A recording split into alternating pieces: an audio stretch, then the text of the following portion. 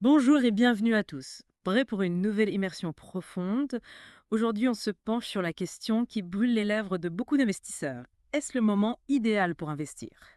On a déniché un article assez provocateur intitulé «Le marché a touché le fond. Est-ce le moment idéal pour investir?»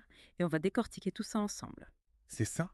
On va essayer de démêler le vrai du faux, analyser les signaux, les opportunités et bien sûr les risques. Exactement. D'ailleurs, l'article met en avant l'analyse de Tom Lee, vous savez, celui qui a fait le buzz sur CNBC. Il suggère que le marché a atteint son point bas et table sur une reprise après le 2 avril. Ah oui, le fameux 2 avril. Pas mal de spéculations autour de cette dette, mais avant de se projeter, regardons de plus près ce qui nous fait dire que le marché a peut-être touché le fond. L'article commence par dresser un tableau assez sombre de la situation économique actuelle. Inflation, taux d'intérêt, tensions géopolitiques, on ne va pas se mentir, le contexte est incertain.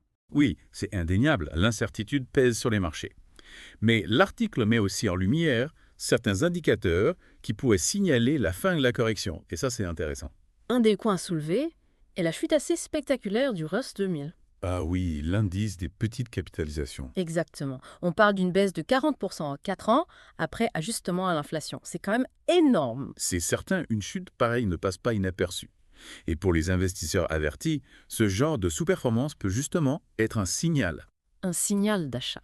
Pas forcément un signal d'achat immédiat, mais disons que ça peut indiquer un potentiel de rebond intéressant. Les petites capitalisations, elles sont souvent plus sensibles aux fluctuations économiques. Donc si le marché repart à la hausse, elle pourrait en profiter davantage. Exactement.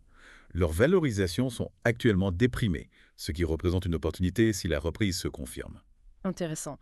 L'article mentionne aussi un autre point, l'absence de nouveaux creux annuels. Oui, et ça c'est un élément important. Imaginez un ressort qu'on comprime. S'il arrête de se comprimer, c'est peut-être le signe qu'il va bientôt se détendre, non? Ah, je vois. Donc, plus de nouveaux points bas, ça suggère une stabilisation. Exactement. C'est comme si le marché avait trouvé un point d'appui et se préparait à rebondir. Alors, on en revient à cette fameuse date du 2 avril. Tom Lee semble persuadé que ce sera un tournant décisif. Oui, il parie sur une dissipation des incertitudes.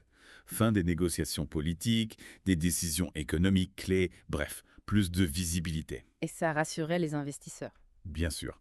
Moins d'incertitudes, c'est moins de risques perçus, et donc plus d'investissement. C'est logique. Ok. L'article identifie ensuite quelques secteurs qui pourraient tirer leur épingle du jeu si le marché repart à la hausse. La technologie, l'immobilier, la santé et les énergies renouvelables. Ah oui, les valeurs sûres, Amazon, Google, Meta, tout ça, des entreprises solides, innovantes, avec un bel avenir devant elles. Des valeurs sûres, vous dites. Mais est-ce qu'il n'y a pas un risque de surévaluation? Ces entreprises ont déjà connu une croissance fulgurante ces dernières années. C'est vrai, la question se pose. Mais il faut aussi considérer leur potentiel de domination à long terme. C'est-à-dire, eh bien, elles investissent massivement dans l'innovation, elles ont une base d'utilisateurs gigantesque et elles sont constamment en train de se réinventer. Ok, je comprends. Et pour l'immobilier, la santé, les énergies renouvelables, qu'est-ce qui les rend attractifs? L'immobilier, c'est souvent considéré comme une valeur refuge en période d'incertitude. Quant à la santé et les énergies renouvelables, ce sont des secteurs portés par des tendances de fond, le vieillissement de la population, la transition énergétique. Des secteurs avec de beaux jours devant eux en somme. Exactement. L'article termine en appelant à la prudence et en recommandant une stratégie d'investissement progressive, le Dollar Cost Averaging. Ah oui, le fameux DCA. C'est une approche qui a fait ses preuves. Pourriez-vous nous expliquer rapidement de quoi il s'agit? En gros, au lieu d'investir une grosse somme d'un coup, on investit des petites sommes régulièrement, par exemple tous les mois. Et ça permet de... De lisser le coût d'acquisition moyen. On achète à différents niveaux de prix, ce qui réduit le risque d'acheter au plus haut du marché. C'est une stratégie plus rassurante pour les investisseurs prudents. Exactement. Et ça permet de s'habituer progressivement aux fluctuations du marché. Alors, si on résume, cet article nous donne quelques pistes intéressantes pour détecter un possible retournement du marché. La chute du Russell 2000, l'absence de nouveaux creux annuels, la date clé du 2 avril. Oui, mais attention, ce ne sont que des indicateurs, pas des garanties.